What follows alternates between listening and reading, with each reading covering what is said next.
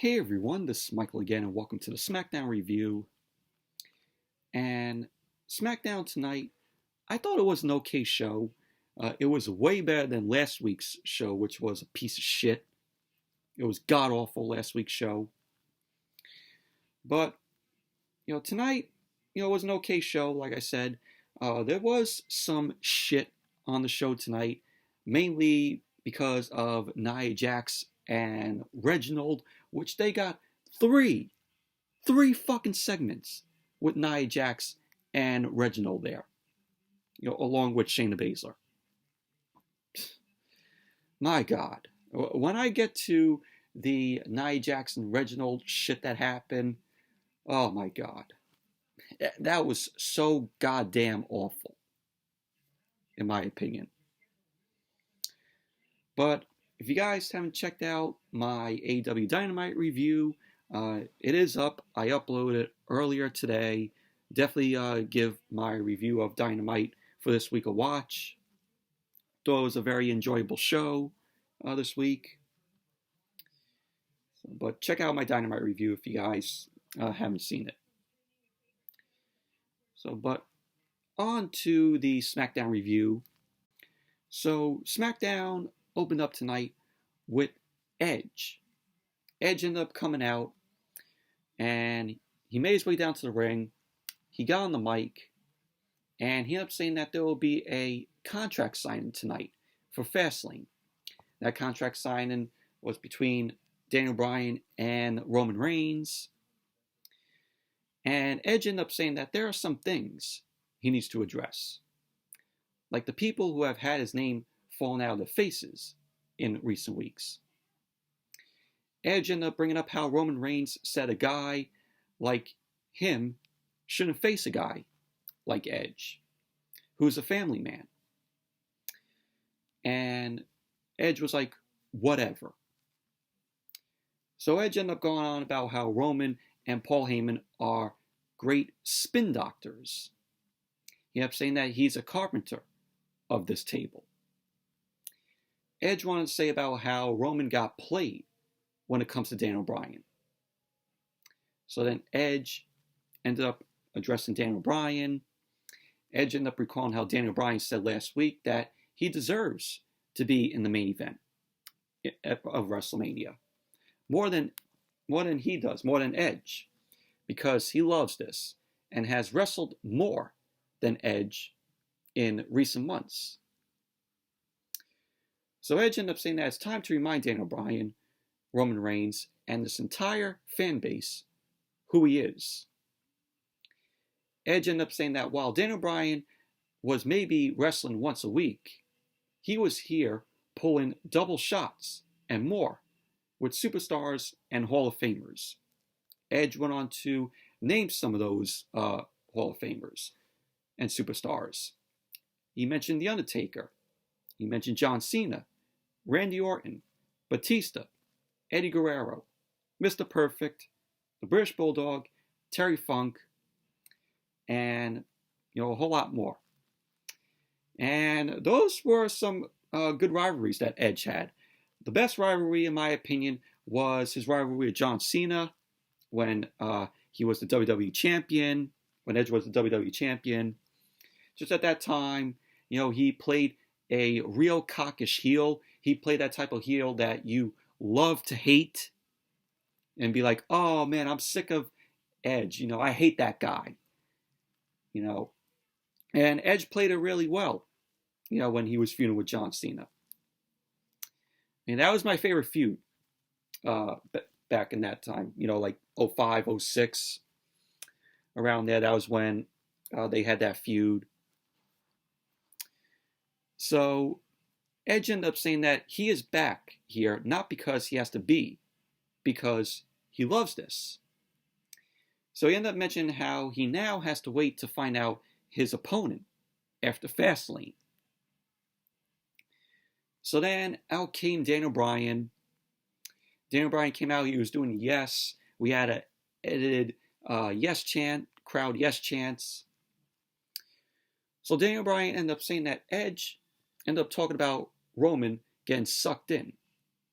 He kept saying that it looks like Edge got sucked in by what he said last week, by what Daniel Bryan said last week, which was not his intention. Daniel Bryan ended up setting the record straight, and he kept saying that he has an infinite amount of respect for all that Edge has done in his career. Daniel Bryan ended up saying that he sees how hard Edge works and how much he loves this, how hard he fought to get back. And so Daniel Bryan was like, let me be completely honest. And Daniel Bryan ended up wanting to challenge Roman for the Universal Championship, and that it wasn't about Edge. Daniel Bryan ended up saying that he laid on the mat at Elimination Chamber and he watched Edge point at the WrestleMania sign, and that it demoralized him. Daniel Bryan ended up mentioning how this may be his last WrestleMania, and he thought he could go into it on the back burner. He kept saying, but he decided to throw all he has at it and give it all he's got to be in the main event of WrestleMania, even if it's his last one. So Daniel Bryan ended up saying that Edge has a spot in the main event of WrestleMania, so it isn't about him. So Daniel Bryan was like, he wants to main event WrestleMania. If he wants to go to WrestleMania, he has to go to FastLane, and he has to take the Universal Championship from Roman Reigns. And that is why he went into business for himself. So Edge ended up saying that Roman has already defeated Daniel Bryan. And no matter how it happens, a win is a win. So Edge ended up recalling how he dominated the Royal Rumble and says that Daniel Bryan was in that match. Edge ended up saying that he has the mutual respect for Daniel Bryan and that he likes him and that he just doesn't like how he went about all this. He wanted to say that Daniel Bryan is better than this, but he is not. But Daniel Bryan is not better than he is. So Edge ended up dropping the mic, walked out of the ring, and that was basically that. That was how the segment ended. But this segment was decent here, with Edge here. And so then we had the first match of the night, which was an 8-man tag with the Street Profits, the Mysterios, Rey and Dominik, versus Otis, Chad Gable, and the Dirty Dogs, the SmackDown Tag Team Champions, Robert Roode and Dolph Ziggler. And this was an okay match here. It wasn't a bad match, in my opinion. The Street Profits ended up coming out first, and then the Mysterios, Rey and Dominik, also came out. And they got attacked from behind by Chad Gable, Otis, and the Dirty Dogs, Robert Roode and Dolph Ziggler. So they ended up attacking them. And SmackDown went to commercial. Then when SmackDown came back, we had the match start with Angelo Dawkins and Robert Roode going at it. Dawkins ended up ducking a clothesline from Robert Roode, and he ended up knocking Dolph Ziggler off the apron. So we had a brawl with Robert Roode and Dawkins, and Dawkins ended up nailing a bulldog to Roode and then a drop kick. So Dawkins ended up drop kicking Gable. Montez Ford ended up coming in, ended up drop kicking Roode. Dominik ended up coming in. Montez Ford ended up slamming him with a leg drop onto Robert Roode. They did a double team, went for the cover, which Roode ended up kicking out. Roode ended up getting up, turned it around on Dominik. Chad Gable ended up coming in. And Dominik then ended up catching Chad Gable with a Hurricanrana. Otis came in. Otis ended up dropping Dominik. And Otis then catch Dominik on his shoulders. Dominik then springboard, and Otis ended up knocking him out of the air with the axe handle. So at the end of the match, we had the Street Profits and the Mysterios win it, where Rey ended up leaping off the top to save Dominik with the senton. Ray ended up dropping Chad Gable in position for him to hit the 619. Roode ended up coming in, which Mysterio didn't even see.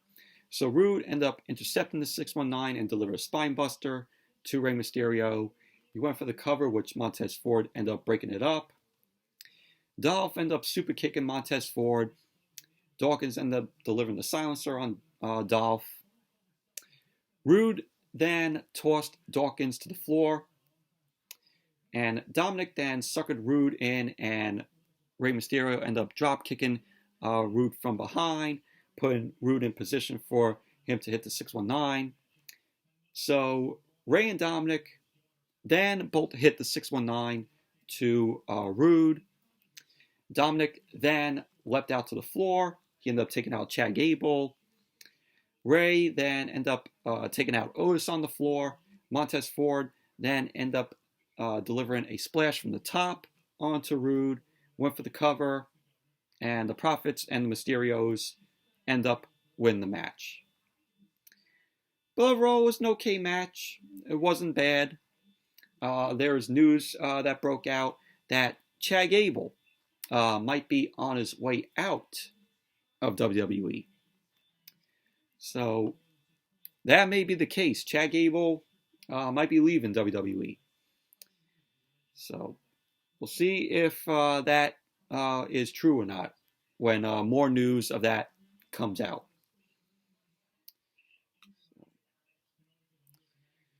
And then we saw Jey Uso backstage. Jey Uso was walking backstage.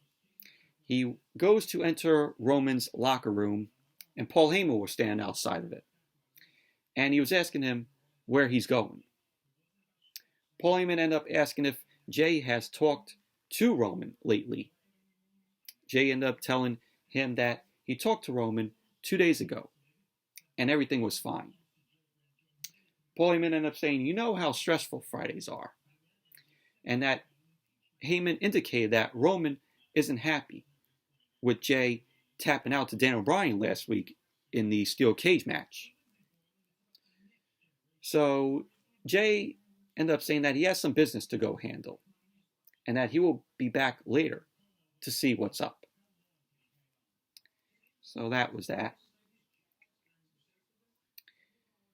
And then Kayla Braxton was backstage with Seth Rollins. Kayla Braxton ended up bringing up to Seth Rollins about Cesaro. And, of course, once again, we saw the footage from 2 weeks ago where Cesaro ended up doing the Cesaro swing on Seth Rollins. Seth ended up wondering why we're still talking about this, why they're still bringing up when Cesaro did the Cesaro swing on him 2 weeks ago. So Rollins ended up saying that he went out there to help Cesaro. He ended up saying that Cesaro has all the talent in the world, but he hasn't had as much success as him, as Seth Rollins, and has never been a leading man. So Rollins ended up saying that he went to help, but he got ridiculed. So he's done with Cesaro. And that was the biggest waste of potential he's ever seen. So Kayla then brought up to Seth Rollins about his win over Murphy last week. And she ended up saying that there will be a rematch tonight. So Rollins was like, he likes the idea. So I'm like, we got a rematch. Murphy and Cesaro once again. So that was that. Oh, man. And now we get to this shit with Nia Jax and Reginald. 3 segments we got tonight with Nia Jax and Reginald. God. You could tell right here this is a Bruce Pritchard and Vince McMahon booked parts here in the show. This was so god-awful. So, we had Nia Jax and Shayna Baszler. They ended up taking Reginald on a shopping trip. They went to a clothes store. Nia Jax ended up telling Reginald to pick out anything he wants. And if he picks out what he wants, it's his. So Nia Jax was enjoying herself. She was watching Reginald try on different outfits. Reginald was posing for photos. Shayna Baszler was getting bored, and she was on her phone. Good. Good. You know, Shayna Baszler looks like she doesn't even care about this shit. Man, I felt so bad for Shayna Baszler here. You know, her being on this phone and being entitled to this shit with Nia Jax and Reginald. Good on Shayna Baszler for getting bored and being on her phone. Probably what she was looking at on her phone was definitely better than what was going on with Nia Jax and Reginald. So Nia Jax said that she has love in her eyes while she was watching Reginald talk. Oh my god, this segment was fucking terrible. Oh my god. This was awful television. This was so goddamn awful. Can we get Reginald off TV? And then Corey Graves was like, oh, I'm curious to see how this develops. What are you curious of? This is shit. This is absolutely shit. So then we had the rematch, Cesaro versus Buddy Murphy, which, you know, what was so different that we didn't see last week with this match? Seth Rollins was on the stage, sitting down. He was watching the match. Match starts. Cesaro starts unloading on Buddy Murphy, but Buddy Murphy ended up turning around, beat Cesaro down in the corner. Cesaro then came back, hit a uppercut to Murphy, and Cesaro and Murphy were trading boots, big boots. Cesaro then ended up looking to capitalize in the corner, but Buddy Murphy ended up separating himself, and he went to the floor for a breather. So Murphy ended up going to the top, and Cesaro ended up drop kicking him, knocking Murphy to the apron. And the match ended in a disqualification because Cesaro ended up delivering the Cesaro swing. Seth Rollins ended up coming into the ring, ended up attacking Cesaro. So Cesaro ended up winning by disqualification. Post-match, Rollins continued to beat down on Cesaro. Rollins delivered the stomp to Cesaro. Rollins was yelling about how Cesaro thinks he's better and wants to disrespect or embarrass him. So Rollins was just slapping Cesaro around. He was yelling to Cesaro about how he's not on his level, how Cesaro is not on Seth Rollins' level. Cesaro ended up slowly getting up. Rollins kicks him again and delivers a second stomp to Cesaro. Rollins talking some more trash. Rollins then went out and he bought a steel chair, and he was ranting about how Cesaro embarrassed him. So Seth Rollins ended up placing the chair around Cesaro's head. He started hitting him a few times and yelled some more at him. Rollins then goes to deliver a stomp on the chair that was wrapped around Cesaro's neck, but Jamie Noble ended up intercepting Seth Rollins from doing that. So Jamie Noble intercepts Seth Rollins in midair. Rollins ended up getting out of the ring. He was talking more trash to Cesaro. So Seth Rollins went to the back. So then the camera ended up cutting backstage. And Seth Rollins ended up approaching Shinsuke Nakamura. So Seth Rollins and Shinsuke Nakamura have a face-off for one quick little bit. And then Rollins walked off. Nakamura ended up staring at him. So that was that. And then Kevin Owens was walking backstage. Sami Zayn ended up approaching him. Sami Zayn and his documentary crew. And Sami was like, "Oh, just the guy I hope to see." Sami ended up telling his documentary crew to film this. So Sami Zayn ended up going on about how Kevin Owens has known for years how the company is trying to screw him over, trying to screw Sami over. And Sami ended up saying that he has decided that he wants Kevin Owens to be a part of his documentary. So Kevin Owens ended up brushing it off, and he ended up telling Sami that he has the KO show to do tonight. Sami Zayn then insisted and said that they're going to expose the truth, and that he's going to post it everywhere on YouTube, and it's going to do big numbers like Logan Paul. So yeah, they mentioned Logan Paul on WWE television. So Kevin Owens ended up saying that he will think about it. So he ended up giving Sami Zayn a blank index card, and that was that. And then we saw Jey Uso backstage. Edge ended up stopping him. Edge ended up bringing up how he's known Jey and his family for a long time, and how he's coming to talk to him like a man. Edge ended up asking Jey what he's doing. Edge ended up recalling seeing Jimmy and Jey going at it in 2015, and he ended up saying that match woke him up.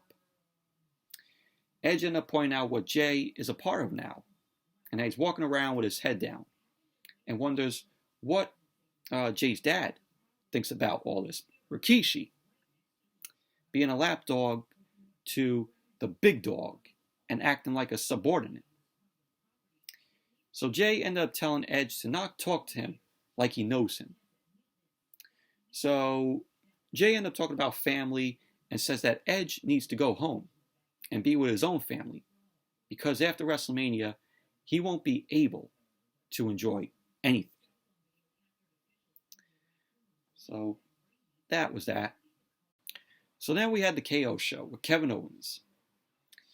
Kevin Owens was in the ring. He got on the mic. He ended up saying that it feels good to be back after being away for a few weeks. He ended up saying that it's been a rough few months for him, mentally and physically. He also went on to say that it's about never giving up, and how he will keep on fighting no matter what. So then Kevin Owens then introduced his two guests on his show, which were Bianca Belair and Sasha Banks. Bianca ended up coming out first, and then Sasha. Kevin Owens ended up saying that he likes Sasha Banks' pyro. So Owens ended up thanking Sasha for being here, and thanks her for all the paychecks. Kevin Owens ended up talking about their WrestleMania match and how they have a chance to make that match bigger by walking into the match with the Women's Tag Team Championship. Because at FastLane, Sasha and Bianca are going to be taking on Nia Jax and Shayna Baszler. Calling it right now, Nia Jax and Shayna Baszler are retaining that FastLane. But Kevin Owens ended up recalling how Cena and Shawn Michaels did something similar. He wanted to say that if Sasha and Bianca do it, it will go a long way in cementing their legacies as being two of the greatest ever. And Kevin Owens then brought up how both of them couldn't beat Nia Jax and Shayna Baszler a few weeks back. He ended up saying that he believes they have some underlying issues because they do both respect each other. So he ended up going on about the tension between the two and wonders if there's also some over Reginald and Carmella. So Sasha ended up interrupting, ended up saying that she can't help. She looks this good, and Reginald likes her. So Bianca ends up interrupting. She ends up saying that she doesn't like the attitude that Sasha is having. She ended up believing Reginald will be a problem for them at FastLane. So Sasha ended up hushing Bianca, ended up saying that she's won a lot of matches. And Sasha ended up calling herself the Michael Jordan of the women's division. And she was like to Bianca, maybe one day you could be the LeBron James. So both Sasha and Bianca are going back and forth. So Sasha then ended up saying that she's not worried about walking into WrestleMania and out of WrestleMania as 2 belts Banks, because it will be her that beats Nia Jax and Shayna Baszler. So Bianca was like, she is glad that she has her eyes on the prize at FastLane, but she's in her own lane. And then out came Nia Jax and Shayna Baszler and Reginald. Second segment of the night with them in it. And Kevin Owens ended up saying that he did not invite them, which I thought was funny. So we had Shayna Baszler and Nia Jax go down on the ramp with Reginald. And Tamina and Natalya then came out. So then we had a match. Tamina and Natalya versus Sasha and Bianca, which Nia Jax and Shayna Baszler and Reginald end up joining Michael Cole and Corey Graves on commentary. But this match was terrible. This match was awful.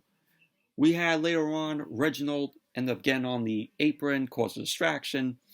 Bianca ended up complaining to the referee, and then she went back to work on Natalya in the corner. Natalya ended up finding out and leveled Bianca with a clothesline. Sasha ended up coming to the announce table, ended up confronting Reginald on top of the table. So Sasha ended up chasing Reginald in the ring and back out, and Natalya took advantage, ended up rushing Sasha from behind against the ropes. So Tamina and Natalya end up winning, where Tamina ended up coming from behind, rolls Bianca up for the win. Can you believe that? Tamina and Natalya win. Unbelievable. So post-match, we had Bianca end up yelling at Sasha at ringside. She was scolding Sasha for causing them to lose for being distracted by Reginald. Bianca then stormed off to the back. So we had Nia Jax, Shayna Baszler, Reginald, Natalya, and Tamina in the ring. Reginald then blew a kiss to Sasha and ends up laughing at her. And that was that. Moving on. Bianca Belair and Sasha were backstage. They were arguing. They were arguing over the loss and how Reginald got involved. Sasha ended up saying that she's not taking the blame for the loss. And she ended up yelling, "Rookie," in Bianca's face. And that was that. So it's progressing, for their match at WrestleMania. And so then we had the return of Big E, Intercontinental Champion Big E. So Big E ended up coming out. He was supporting a neck brace and pretending that he was still injured. He had the tape wrapped around his head.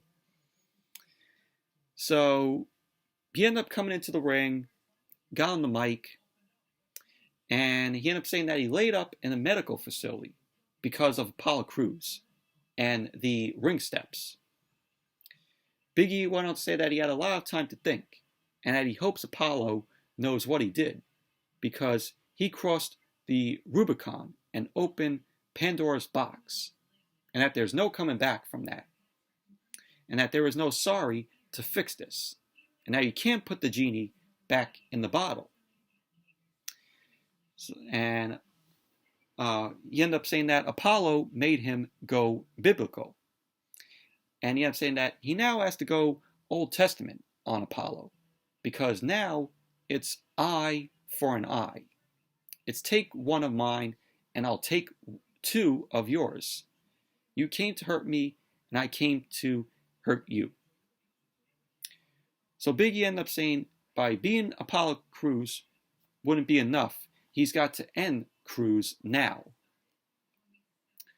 So Big E ended up saying that Apollo wants what is his. And that's good, because now he's ready to give Apollo exactly what he deserves. So Big E ends up taking off some of his gear. He ends up saying, "Oh, we don't need to wait. We can do this tonight." So he ends up calling Apollo to the ring to get what he's been waiting for. So he starts yelling for Apollo to come out. Apollo doesn't come out, and Big E ended up saying that he got all dressed up to defend the Intercontinental Championship. So that's what he is going to do. Big E ended up saying that if Apollo won't come get his, then he will extend an open challenge to whoever wants it. So Big E was telling them to come get it. Whoever wants to step up and face him for the Intercontinental Championship. So then out came Corbin.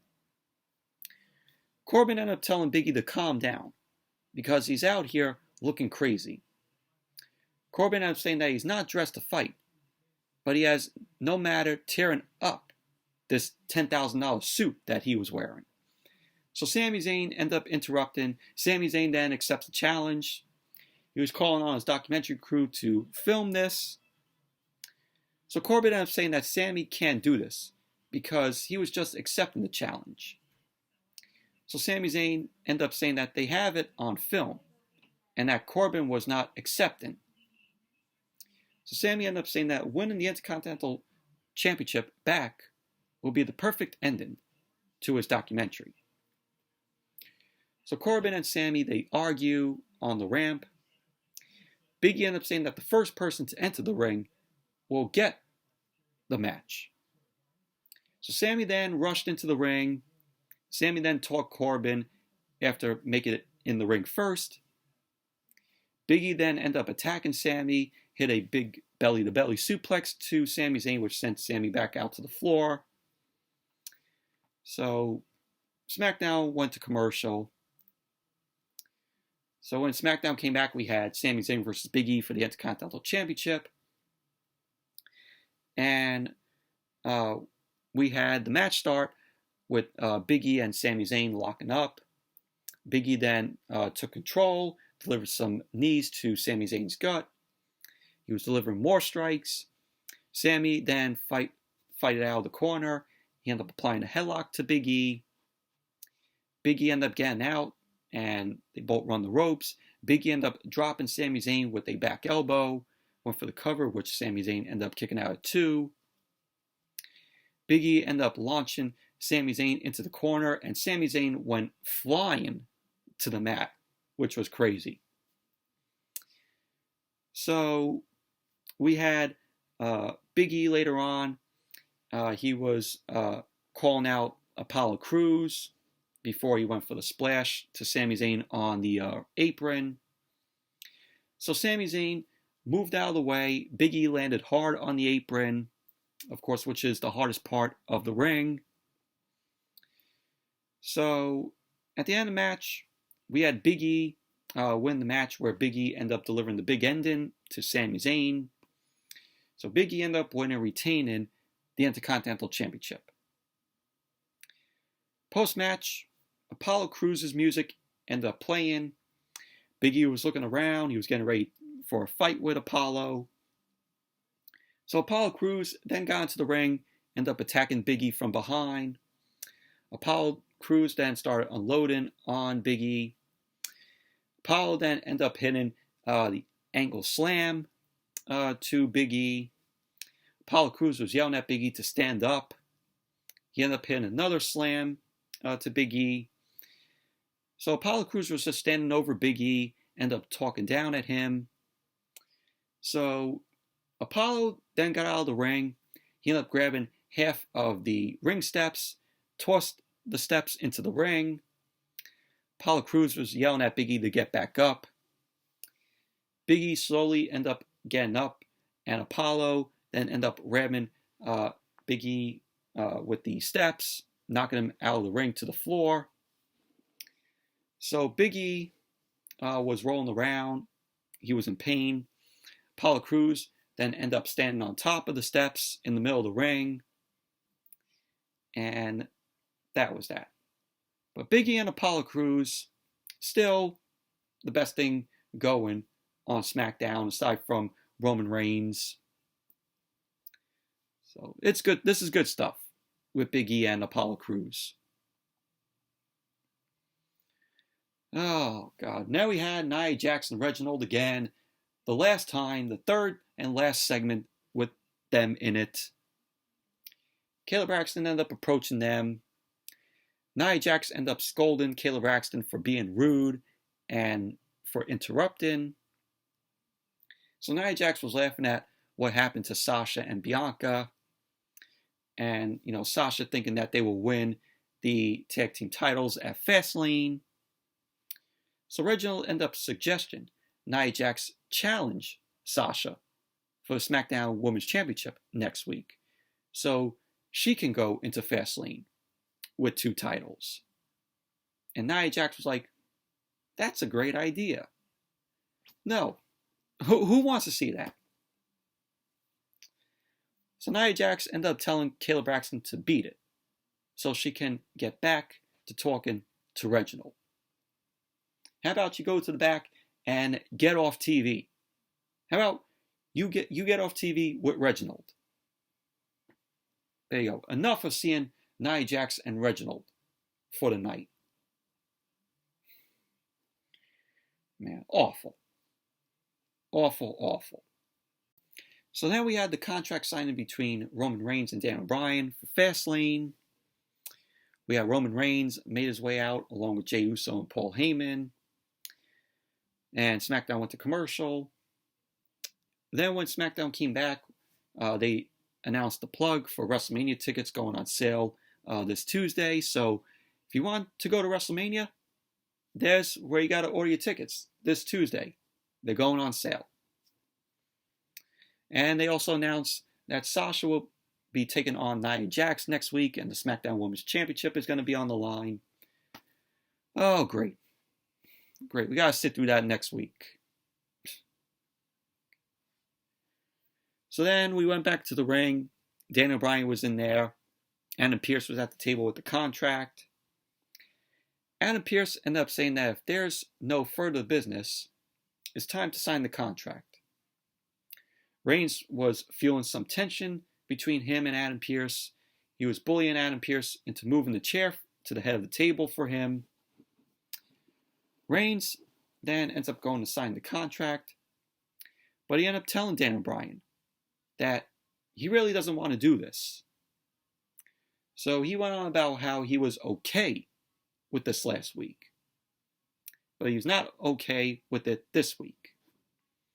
And he ended up saying that he's not signing the contract because Daniel Bryan doesn't deserve it. He doesn't deserve a shot at the Universal Championship.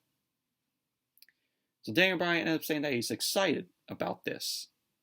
So he's going to sign it. So then Daniel Bryan signs the contract. Daniel Bryan ended up saying that who would have thought Roman wasn't a man of his word? And he went on about how Roman is afraid of him. Daniel Bryan ended up saying that he did something last week that Roman could never do. And that was make Jey Uso quit. Daniel Bryan was then taunting Reigns, asking him if he's afraid now. So Daniel Bryan ended up going on about how he should be the one to be the head of the table. And this was pissing off Roman. And Roman ended up wanting the pen. Paul Heyman then ends up giving Roman the pen. And Roman ends up signing it. And he ended up telling Daniel Bryan that he's going to smash him. So Reigns ended up signing the contract. And Jey Uso then took the contract, shoved it into Adam Pearce's chest. And Daniel Bryan ended up saying that he has a message for Roman now that he signed the contract. Daniel Bryan ended up saying that he's going to tap Roman out, just like he tapped Jey out. So that pissed off Jey. Jey ended up flipping the table over. He got in Daniel Bryan's face about him disrespecting him. And Daniel Bryan was also standing up. Jey Uso ended up telling Adam Pearce that this match at FastLane needs a special enforcer to make sure everything is fair and square. So then we had Edge come out. Edge ended up saying, that sounds good, but even better. How about he and Jey do battle next week on SmackDown?